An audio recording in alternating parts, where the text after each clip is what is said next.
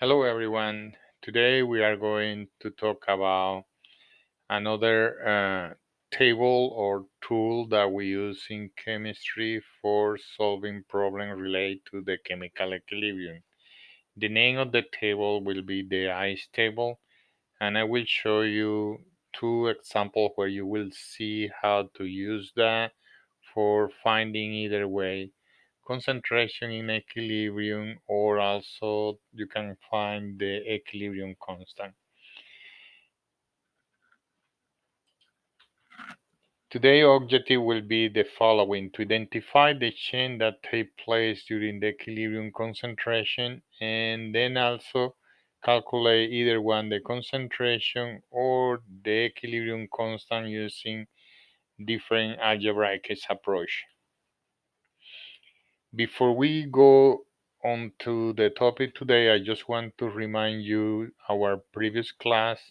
When we were talking about equilibrium, we were saying the following: that equilibrium, chemical equilibrium, or a reaction reach the chemical equilibrium when the forward reaction equal the rate of the reverse reaction, and the concentration remain constant during the equilibrium at any given temperature, because if you change the temperature, the equilibrium will change, also will have a different value of K, which is the constant. And we also mentioned that the equilibrium is dynamic because there will be change in the concentration. At the same time they are forming product, some product will go and produce more reactant. So there is a lot of microscopic change taking place in the chemical equilibrium. So let's do some calculation related to the chemical equilibrium. I'm going to use two examples of that. So the ICE is a way that we can organize data about a chemical equilibrium or equilibrium system in order to solve problems related to that easier. And they stand for initial concentration, C, change in concentration, and equilibrium concentration. For instance, on the synthesis of hydrogen iodide, you have the hydrogen and iodine on the reactant, and then producing the hydrogen iodide. You have 5 mole of the hydrogen, 10 mole of iodine, and then 2 mole is being produced for hydrogen iodide, and they are placed in 5 little. They gave you the initial mole or the amount of substance for each one, and they gave you the concentration of the product, which is the hydrogen iodide, which is 1.87 mole little. And they ask you for finding K. How can we solve this problem using the ICE table? Let me show you how it can be solved. First, I'm going to write the equation. Make sure the equation is balanced before you start doing any calculation. You need to make sure the equation is balanced.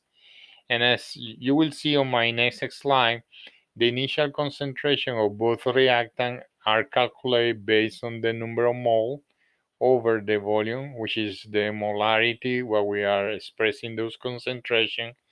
And notice that the initial concentrations are different for both of them. It doesn't have to be always the same. It can be the same or no.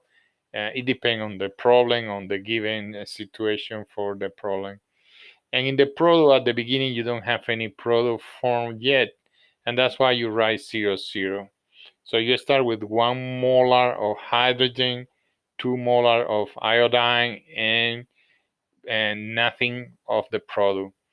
Then there will be a reaction, or some amount of hydrogen will start reacting with the iodine, and that's why we subtract and put the negative X, because the initial concentration, certain amount that we don't know yet, will produce twice the amount of hydrogen iodide. That's why you write negative X and negative X. Why the same X on the reactant? Because the ratio is 1 to 1. Per 1 mole of hydrogen, we react with 1 mole of iodine. And they form 2 or twice the amount of hydrogen iodine. In equilibrium, we had to subtract the initial concentration, which is this one minus the amount that have already changed because the reaction already is happening. So the initial concentration of hydrogen will be 1 minus X, the iodine will be 2 minus X, and you can write a 0 because you don't have anything at the initial, plus 2X, and that will be the amount formed in equilibrium for the product. And they gave you on this particular problem, they gave you the concentration of hydrogen iodine in equilibrium, which is 1.87. Okay, 1.87, we need to solve for X, and that will be an algebraic calculation here, solving for X, and the value of X will be 0.935. And then after having the value of X, I can easily find, by plugging this value here, what will be the concentration in equilibrium of iodine and hydrogen. And that will be presented in my next slide. Notice that I subtract the initial concentration minus the change in concentration that happened when the equilibrium is formed, and that will be all the concentration in the equilibrium. Using the equilibrium constant, this one that you already know, the concentration of the product to the power of the coefficient, which is 2, over concentration of the reactant to the power of the coefficient, stoichiometric coefficient, which is 1.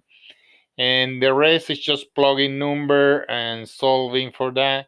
And the value of Kc will be 50.5. And that will be one way to find the equilibrium constant by giving the concentration of one of the product in the problem.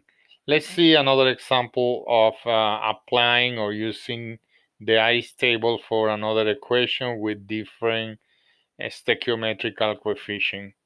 For instance, on this example, 4 mole of nitrosyl chloride were placed in 2-liter vessel of 400 Celsius, 460 Celsius, and in the equilibrium, the concentration of nitrosyl chloride is 1.34 molar. Again, find Kc. We are only finding Kc, but we had to use the ice table for solving that. We write the equation, make sure it's balanced. That's something you have to make sure beforehand. And the initial concentration will be dividing the initial mole, 4 mole, over the volume. And you don't have any product yet at the beginning. That's why you write 0 on the nitrogen monoxide and the chlorine at the end of this product as a product of this reaction. Based on the coefficient, you can see that 2 mole of nitrosyl chloride will produce 2 mole of nitrogen monoxide and 1 mole of chlorine. That's why you say negative 2x, that will be the coefficient of this one, will produce 2 times, which is the same, the ratio is 2 to 2, and only 1 mole of X. That's why you write 1X here without putting a 2 in front, because the ratio between the nitrosyl chloride and chlorine is 2 to 1. And that will be the way we represent the change in concentration. In equilibrium, we will subtract the initial concentration, which is 2 mole per liter, minus this, and then we can solve for X. And that was our next slide. Now what we need to do is solving for X. The concentration in equilibrium is given. If you remember the slide, they say the concentration for nitrosyl chloride in equilibrium is 1.34.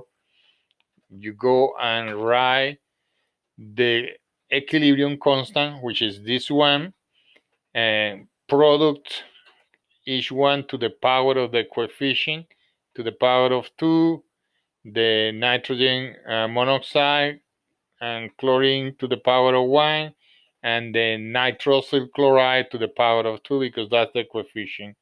The rest is just plugging the number. As I mentioned before, this equation, this value is given in the problem, the concentration in equilibrium.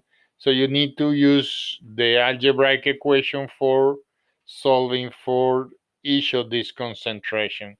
Plugging those numbers will give you the equilibrium constant, which is 0.0880.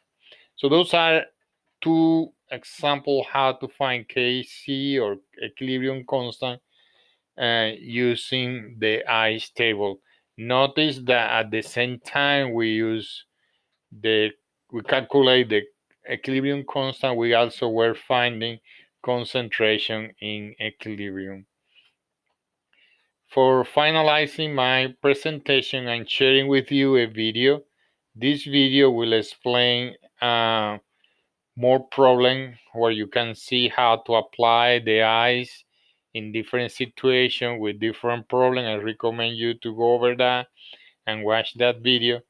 And the other thing that I'm going to share with you is some reference where you can also read more about using the ICE table in equilibrium. And as a homework, you have to go to the following link for solving different problems related to the ICE table for solving in equilibrium. Thank you for watching and see you in our next